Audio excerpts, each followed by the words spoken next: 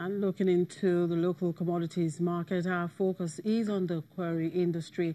That industry contributes about $356 million or about 0.11% towards Nigeria's GDP. And one of the major products of a quarry is granite.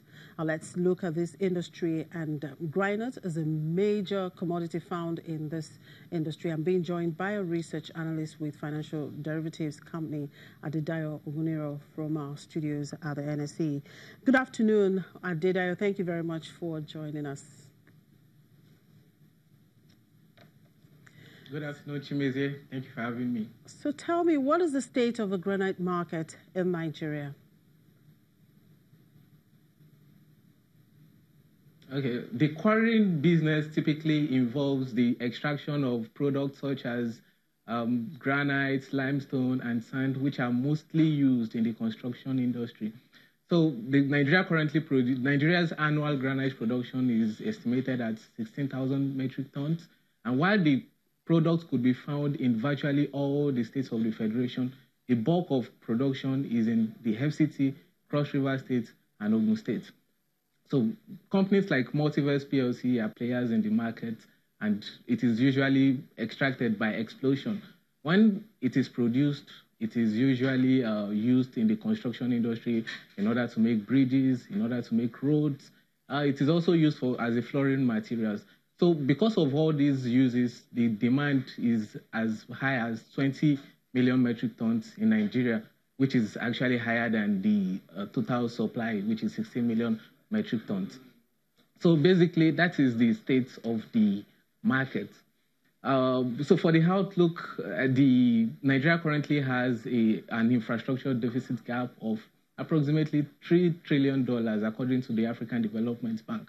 So filling this gap is going to demand huge spending by the fiscal authorities, and we are likely going to see some aid from multilateral institutions. So as this spending comes, we are likely going to see an increase in demand for construction inputs such as granite, and that is going to keep the demand elevated in the country.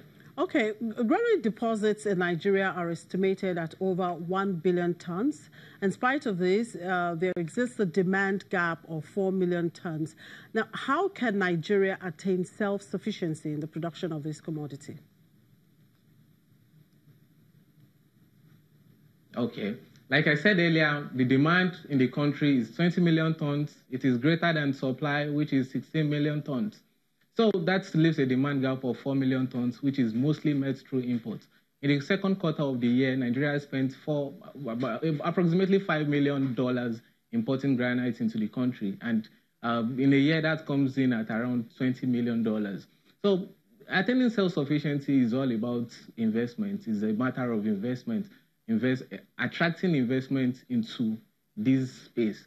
In Nigeria, most investors are usually deterred from the sector because investment in that area is very expensive. It is capital intensive. Capital intensive meaning most of your financial inputs would need to go into machineries, into expensive machineries. Also, I think ideally, given our reserves, if we could see these investments, Nigeria should be able to produce as much as 30 million tons, and all things being equal, that would be able to sustain that would be able to meet the domestic demand, and some would be left for export. Yeah. So, what's the potential there for export?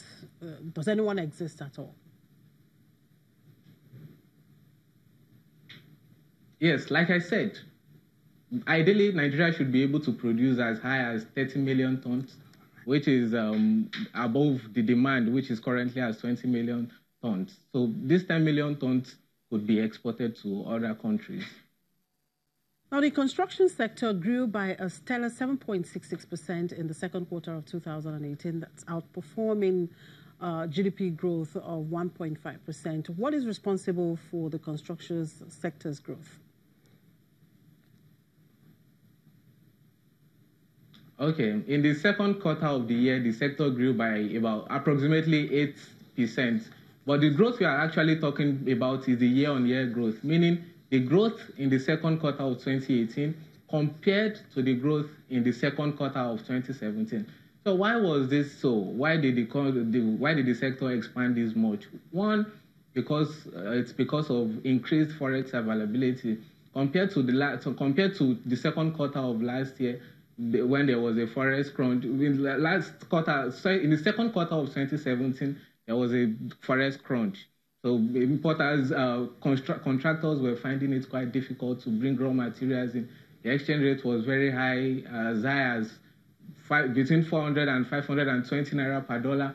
So, but now we've seen sanity in the market due to the central bank's intervention. That has boosted the supply of dollars in the country, and that has actually aided activities in the sector. Also, we must note that it's a pre-election year, and typically at periods like this, we see political office holders try to improve their credibility ahead of the polls. So this boosted spending in the construction sector, and that spurred growth. And what is the general outlook for this sector?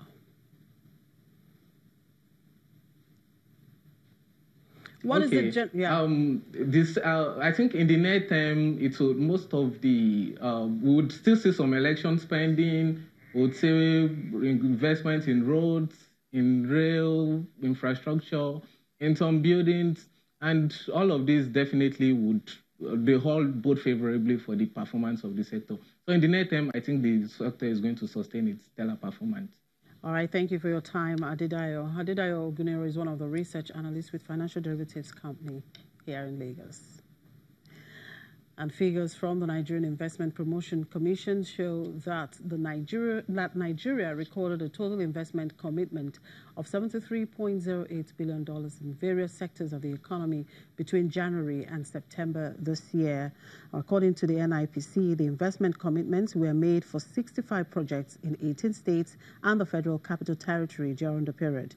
An analysis of the sectoral investment shows that mining and quarrying account for 43% of the total value, construction 25%, manufacturing 23%, electricity, gas, steam and air conditioning supply, and transportation and storage 3%, while the remaining sectors account for 5%. The report shows that investment commitments came from investors from 17 countries. Investors from the United Arab Emirates account for 25% of the value, followed by France at 22% and Nigeria at 20%. The United Kingdom and China account for 13% and 8% respectively, while the remaining 13% are from other countries. And finally, on the global oil market, prices declined further today owing to rising supply alongside an economic downturn. Brent crude oil futures were trading at $65.88 a barrel, down 24 cents from its last close, while West Texas Intermediate crude futures were down 29 cents at $55.96 a barrel. Since early October, oil prices have lost around a quarter of their value as supply soars, just as demand is expected to slow down along with an economic downturn. And that's it on the program. Thank you for watching. I'm Chimize Obi Iwagu.